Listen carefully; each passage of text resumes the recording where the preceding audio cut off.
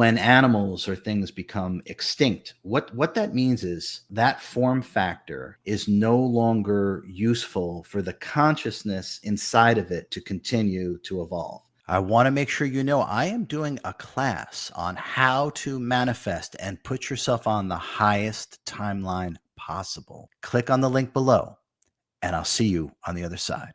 RJ, in the book, you said this world is projected through you. Everything happens inside of you. Can you kind of dig a little bit deeper and explain that to us? Yeah. Oh, okay. So this, I'll try not to get too deep about it, but okay.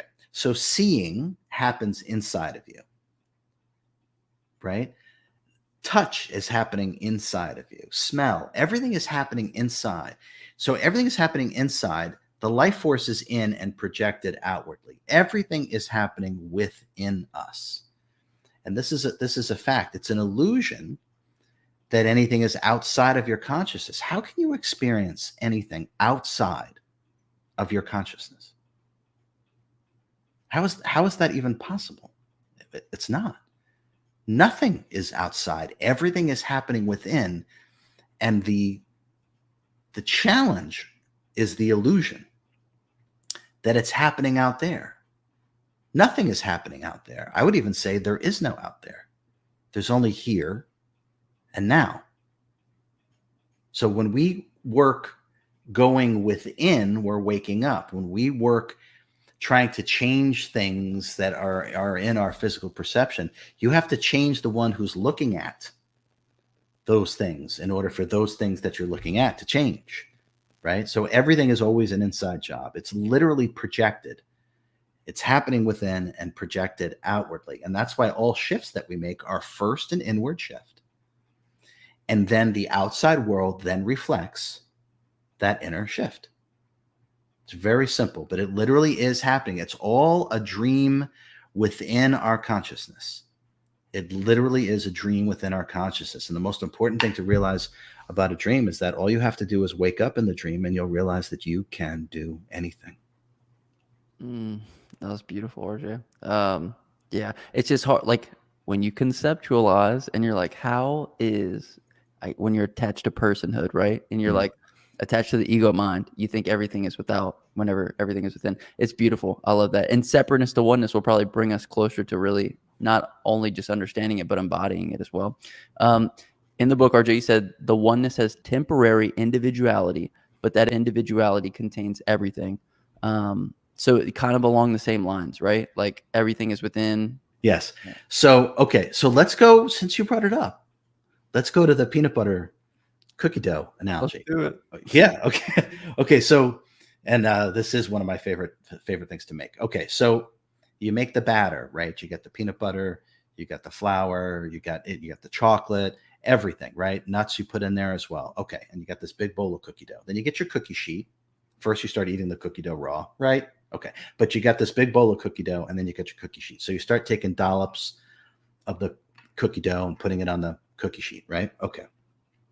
Now, what we'll realize, no matter how hard we try, because I've actually tried doing this, you can't make those dollops that you're taking out, you can't make them equal.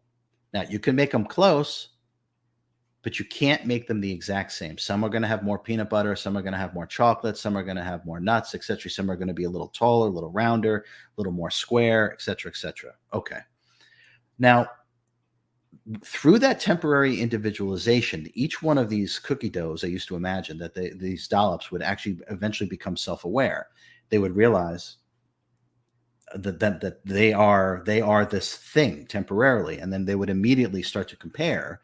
Say, why do you have more chocolate than me? Why do you have more peanut butter? But the truth of the matter is, two things is that 1 second ago, they were all one. Same with us. And what we're seeing is variance. So in other words, everything here is God, but it's not the same. It's not the same amount or weight of sentience, of love and wisdom, whose subsets are talents and abilities, and also the energy that is given. So it's all God, but it is not the same. It is not the same. The sentience that is you, Justin, is far more than the sentience that is a fern. right? So this is obvious, right? This is obvious. So it's all God, but it is not the same. So when we're able to embrace that, and there's no one better than another, but they're not the same thing. So I think that's the most important thing that we can take away from it. It is all God, but it's various levels of sentience, various different vibrations. And vibration is another word for information. And that information actually is our sentience.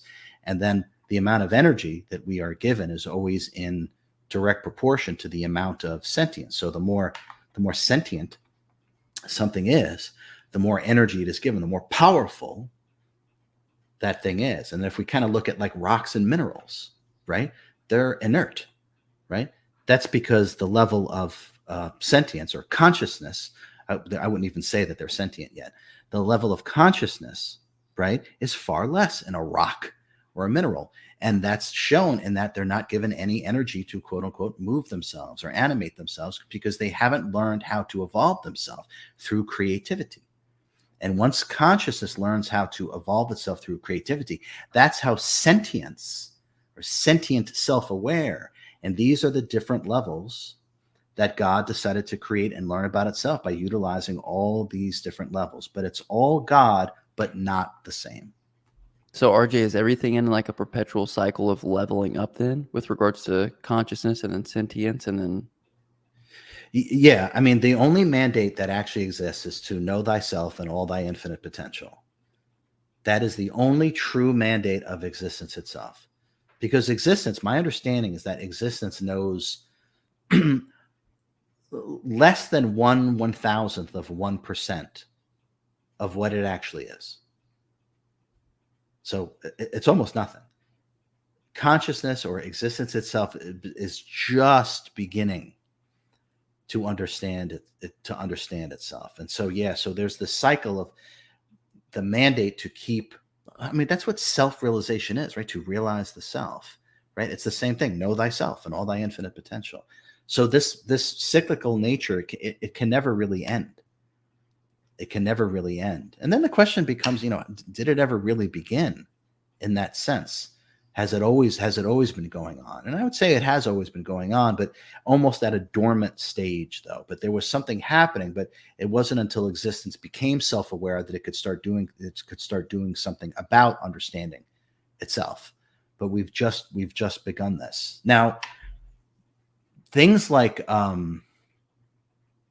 when animals or things become extinct, what that means is that form factor, that body, that form factor is no longer useful for the consciousness inside of it to continue to evolve.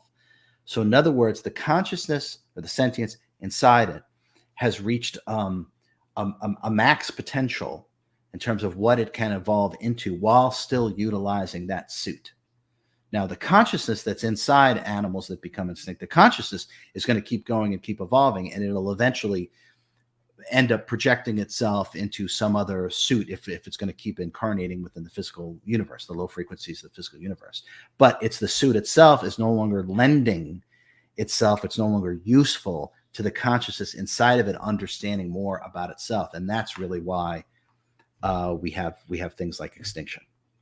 Wow. Super cool. So I might have been a fern a couple million years ago is what you're saying, right, RJ? I would say, no, you know what? It's okay. Well, I do have some ferny qualities. Sometimes I'll sway with the breeze a little bit. Yeah, you might have, Justin. Okay. I can see that. No, so okay. So this is from my direct experience. No. Okay, so how does that work? Okay, so there's two things going on here. So when God created mini me's of itself, those are our higher selves, and we're a projection of our higher self. So the higher self is kind of like a mini me of God, and just like we are a mini me of our higher self, right? As above, so below. Okay. So as we just talked about, God created through variance. Okay. So there are some higher selves that God created that we'll say are just highly advanced, right? I'm being generic, but just highly advanced. Okay. So that higher self God created and it's highly advanced. Okay. There's nothing that higher self could learn from projecting a piece of itself into a plant or insect.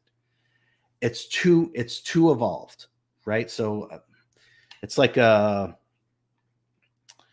PhD in math is not going to learn a lot from doing single digit addition and subtraction problems, right? There's just nothing for that person to learn from that. So as an analogy, it's the same thing. There's nothing that higher self is going to learn. So there are some higher selves that have never uh, projected a piece of itself in order to have an incarnation as a plant, a fern, or whatever. Now, there are some that do, that end up evolving outside of that genre and then start evolving itself through projecting piece of itself as an animal. So both things are occurring. Both things are occurring, but some higher selves were already created more evolved, and there was nothing for it to learn from that. And some higher selves were created at a certain level, and they're having those experiences of being a rock or a mineral, a plant or an insect, then an animal, then a human or alien, and in between the human or alien are the narcissists. So there's those genres.